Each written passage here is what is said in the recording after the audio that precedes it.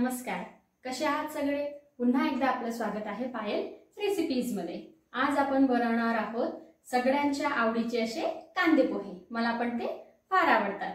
चला तर मग आपल्याला कांदे पोहे बनवायला काय साहित्य लागणार आहे ते बघून घेऊया। आणि हो, जर तुम्ही पहिल्यांदा माझी रेसिपी बघत असाल तर लाईक आणि शेअर करायला विसरू नका। त्याचबरोबर सबस्क्राइब पण नक्की करा। या साइडला लाल कलरचं सबस्क्राइबचं बटन आहे, त्याला क्लिक करा। क्लिक केल्यानंतर साइडला बेलचा आयकॉन येईल, ते सुद्धा क्लिक करा आणि ऑल करा। ऑल केल्याने काय होईल, मी माझ्या नवीन रेसिपी जेव्हा टाकेल ते तेव्हा तुमच्या इनबॉक्स मध्ये सगळ्यात आधी येतील। इथे मी माझा इंस्टाग्राम आयडी दिलेला आहे, तिथे जाऊन तुम्ही मला फॉलो करू शकता। फॉलो केल्याने काय होईल, मी जेव्हा माझ्या रेसिपीचे नवीन अपडेट देईल किंवा टाकेल तेव्हा ते तुम्हाला तिथे लगेच कळेल। चला तर मग आता आपण पोहे कसे बनवायचे ते बघून घेऊया। आता आपण इथे घेतलेले पोहे हे दोन प्रकारचे असतात, दगडी आणि पातळ पोहे, त्यालाच कागदी पोहे असे म्हणतात। तर हे आपण इथे दगडी पोहे घेतलेले आहेत। त्याचबरोबर थोडेसे शेंगदाणे, तेल, उभा असा चिरलेला कांदा, मिरची हे अशी बारीक काटून घेतली तरी चालेल, किंवा मग आपण कमी तिखट खात असाल तर अशी उभी चिरलेली घेतली तरी चालेल। थोडीशी कोथिंबीर, कढीपत्ता आणि थोडे सुके मसाले लागणार आहे आपल्याला, जसे की हळद, जिरे, मोहरी आणि चवीनुसार मीठ। आता आपल्याला सगळ्यात आधी पोहे आहे ते गाळून घ्यायचे आणि थोडे पाण्याने ओले करून घ्यायचे। तर ते कसं करायचं ते आपण बघूया।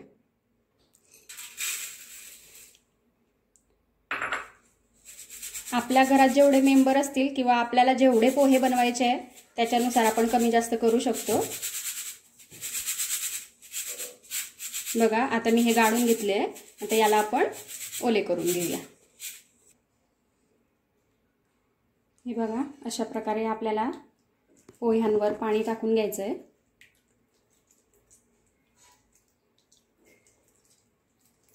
जेणेकरून सगळे पोहे हे ओले झाले पाहिजे।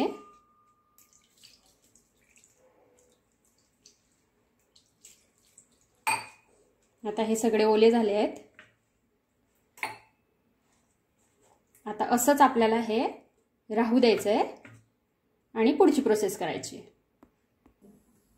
आता आपल्याला गॅस पेटवून घ्यायचा आहे, त्यावर आपल्याला एक कढई ठेवायची आहे आणि त्यात तेल टाकून घ्यायचं आहे।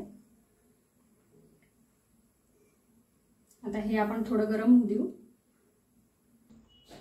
आता तेल गरम झालंय, यात आपल्याला मोहरी, जिरा आणि त्याचबरोबर हा जो आपल्याला उभा चिरून घेतलेला कांदा आहे तो टाकून घ्यायचा आहे।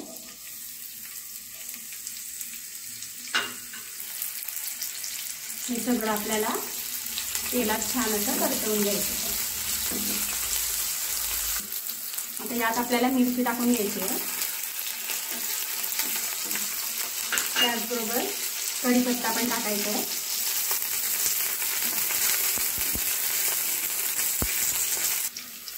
आता हे झालेलं आहे, यात आपल्याला शेंगदाणे पण टाकून घ्यायचे आणि हे पण यात छान असं मिक्स करून घ्यायचे आहेत आपल्याला।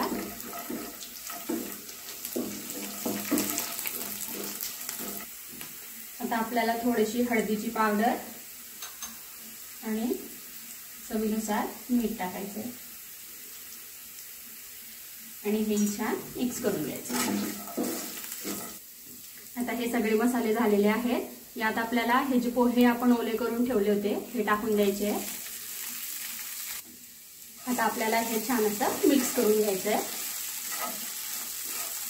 म्हणजे जे कांदा, शेंगदाणे किंवा मग हळद आणि जे आपण टाकलेलं आहे सगळं ते छान असं पोह्यांना असं लागेल आणि मिक्स होईल छान असं।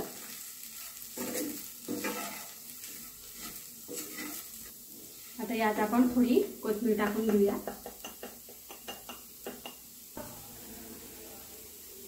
आता हेही छान आपण यात मिक्स करून घेऊया। आता यावर आपण झाकण ठेवून देऊ आणि एक वाफ काढून घेऊया। आता आपण चेक करून घेऊ। बघा, पोहे हे आपले आता रेडी आहे खाण्यासाठी। यावर आपण लिंबाचा रस सुद्धा टाकू शकतो। लिंबाचा रस टाकल्यामुळे त्याची चव अजून वाढते आता हे झालेले आहेत. आता मी आपल्याला सर्व करून दाखवते. आता आपल्याला यावर थोडीशी कोथिंबीर टाकायची आहे. त्याचबरोबर आपल्याला यावर शेव टाकून द्यायचे, म्हणजे आपली डिश ही रेडी होईल. आता खाण्यासाठी आपले पोहे जे आहेत ते रेडी आहे. कांदा पोहे खूप अप्रतिम लागतं. तुम्ही पण ट्राय करा आणि खाऊन बघा आणि कसे झाले ते मला कमेंटमध्ये कळवा. आवडली का मग तुम्हाला आजची कांद्या पोह्यांची रेसिपी? आवडली असेल तर तुम्ही पण ट्राय करा आणि मला कमेंटमध्ये नक्की कळवा कशी झाली आहे ते.